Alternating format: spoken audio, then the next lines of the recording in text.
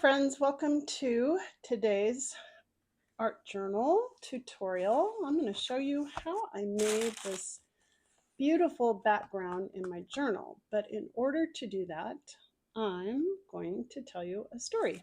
Here are my pastels I got. They're from Amazon because why not? They are water soluble, and that's how you're going to be able to get this background. But here's things I was thinking. So first of all, I picked up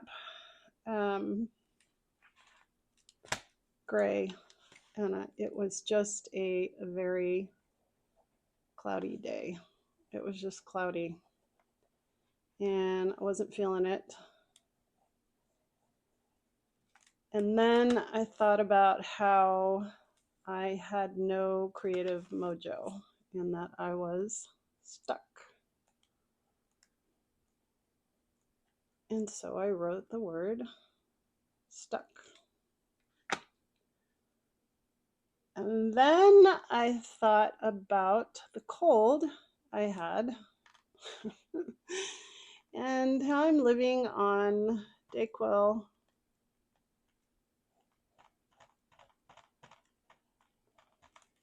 and cherry flavored NyQuil so I can sleep.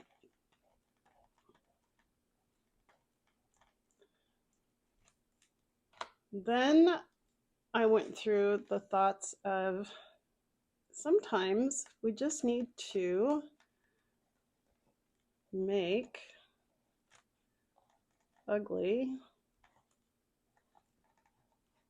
art. And I thought about my no mojo.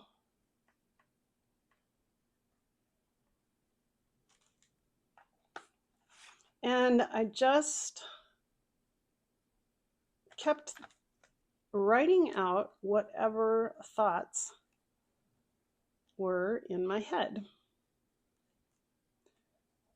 And I didn't care that I didn't like the colors. In fact, sometimes I figured the ugly colors were the best because I was not in the mood. I was just not having it. And there are days like that. There are weeks like that. And sometimes they stay and sometimes they don't. But the good thing is that we get it out of our system. Now, did I leave it like this? You know what? I did for a couple of hours, and then I came back and I just thought, okay, you know what am I doing with this? So I took my handy dandy water bottle. I thought, okay, this is just ugly. I'm not going to leave it in there because number one, it's just ugly, and number two, it's going to get all over the other page. So because they're water soluble, I took my spray bottle and I wet it down, and I just started smoothing out the lines.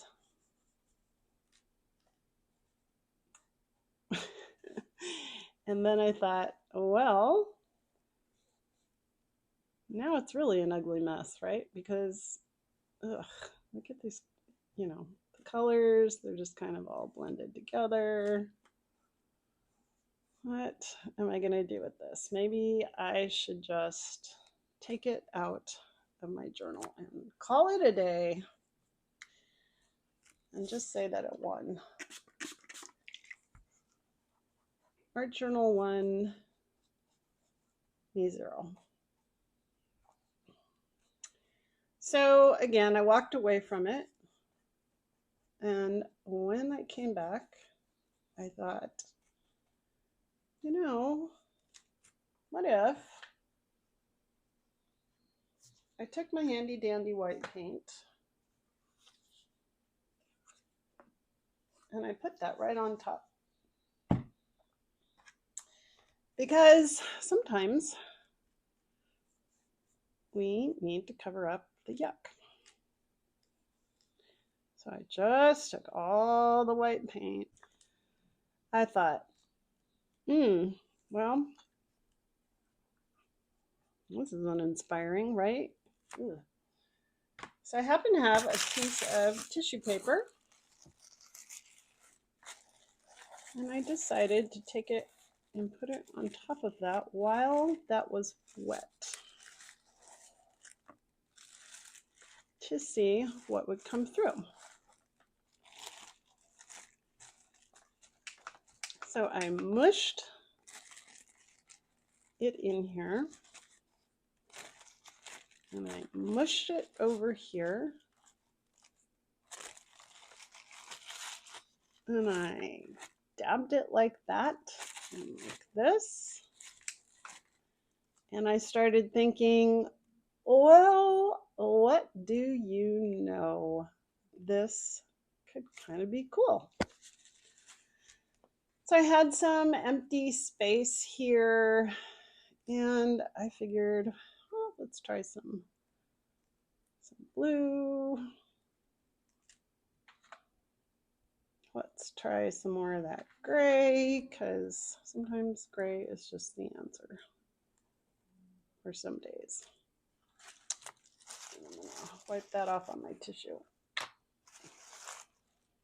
And we're going to get that wet again. Cover it again with paint, and I'm going to come over it again with my tissue paper. Now, this whole process can be a multi-layered process for you. You can do this, let it dry, and start all over again and make a whole nother layer on top of this. But I ended up thinking, I kind of like this, so I'm gonna just leave it and dry it. So the next thing after it was dry, I thought, this looks kind of dreamy. And I've been having a lot of fun with beeswax. So I took my little butterfly friend here off of this paper pack that I love. And I have been loving using my beeswax. And these butterflies look pretty dreamy anyway. So I decided to cut one out.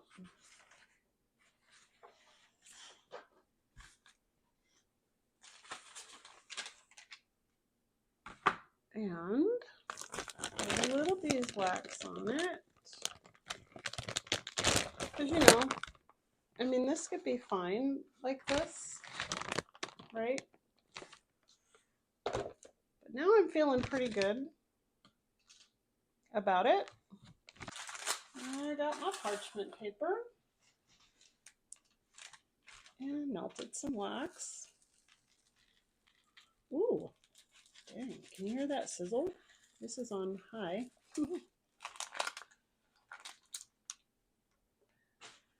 So I don't know if you can tell the difference,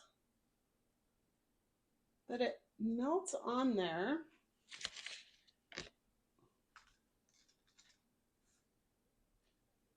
It just gives it kind of a, what can I say? It gives it like a melty look.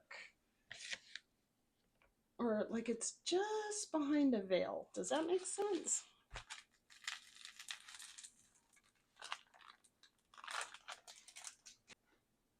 So once I had enough coats of beeswax on that, where I was pleased with it, I thought, well, now what am I going to do? So basically, I left it there for a couple days. And then I read something in a devotional, and I thought, I really want to remember that. So I decided to stamp out the entire verse, and it gave so much meaning. So now I'm just going to stamp out a little quote about stars.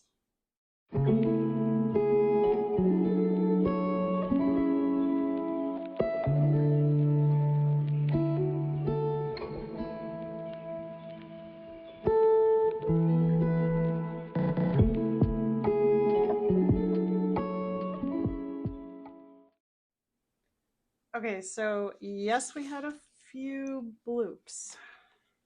Blips. For instance, right here, I don't like how that happened, so I'm going to rub off as much as I can, and then take a dry brush and the tiniest amount of white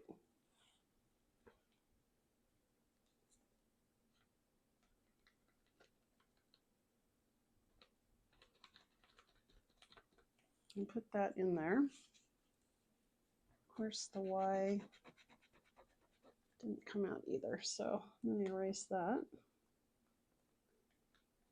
And then, because you know what, this just happens, so don't be afraid if you feel like you've messed up.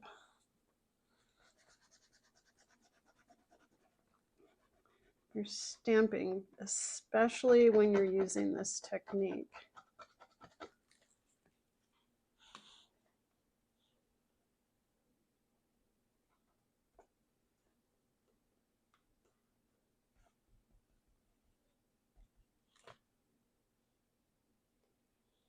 Because you can cover this up.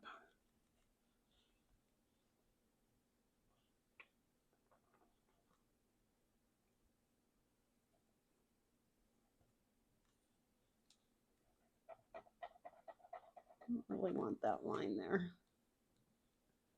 Again, I'm using just the smallest amount. And then you just kind of blend it in. So I'm going to redo the N with a little tiny pen. I don't know if can you see that? It's like the head of a pin. So I also put the lid to the ink under it to give it a flatter surface. So I'm going to fill that in, and then I'll go back and do this.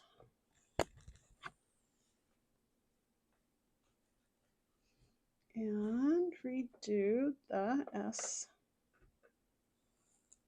down here. Oops, like this.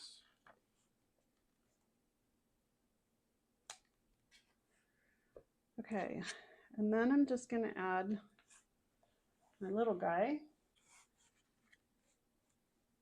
Put some glue on here.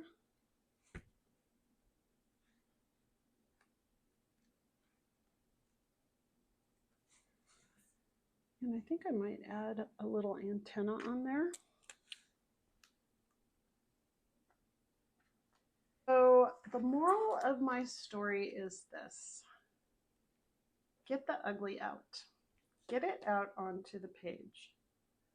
And then make something beautiful out of it. And you will remember, I'm going to guarantee, you're going to remember what you wrote underneath here. And it's just very cathartic. So I hope you enjoyed this. I hope you can try this. Don't be afraid of the ugly. Get it out and then the beautiful can come. So again, I hope you like and subscribe so that you can come back and join me and see what other fun, crazy things I'm going to come up with this life and art. All right, friends, I'll see you next time.